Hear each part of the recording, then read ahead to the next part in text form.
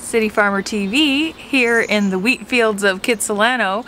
This year we did a little experimenting with wheat and we grew 4 different types of wheat which now are drying, and we're actually just waiting so that we can harvest the little wheat kernels out of the spikes. And we've got 4 different types of wheat, and we're going to talk a little bit about the grains that we've grown and what you can do with them. So here we are taking an up-close look at the 4 different types of wheat that we grew. And the first one was the Ethiopian blue tinge, which has a really beautiful blue tinge to the hull of the outside of the little spikelets when you kind of let it dry. It's quite beautiful actually, and you can see that it's kind of a little more spiky. And then we have the Kamut, which is about 2 times the size of the regular wheat and about 30% more vitamins in it than regular wheat. So really popular one you're seeing in cereals these days. The third one we have is Marquis, which is actually the #1 type of wheat grown on the prairies. Really productive, got a lot out of that one.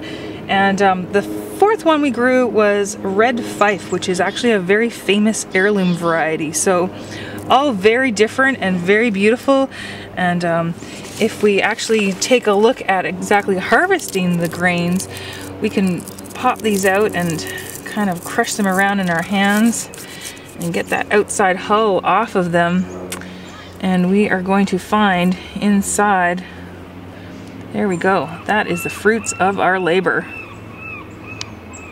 So here we are in the golden flax patch that we grew under these crazy big sunflowers. And the flax was definitely a surprising plant for me to grow this year.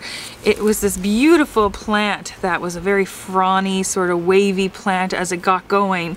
And as it flowered, you get these beautiful purple flowers that really only last until about 1 o'clock. They pollinate and then the petals fall off. And very quickly what you're going to get forming are these little pods that if we just pick one up here and kind of crush it around a little bit, we'll be able to see what the flax seeds look like. And you might recognize them a bit more when they darken and see them in cereals and whatnot. Really high source of omega-3s and very, very good for you.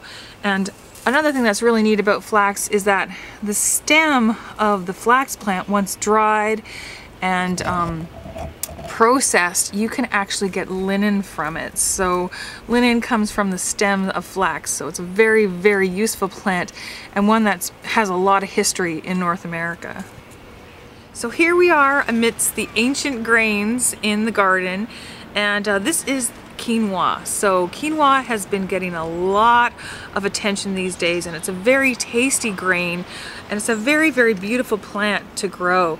It's not quite ready yet. It's going to take a little bit to actually get those little grains coming out of there. But the nice thing about quinoa is that if you choose to just leave it in your garden, the birds are really going to love it. So you can grow it and let it go to seed, and the wild birds in your neighborhood are going to definitely stop by and have a little snack here.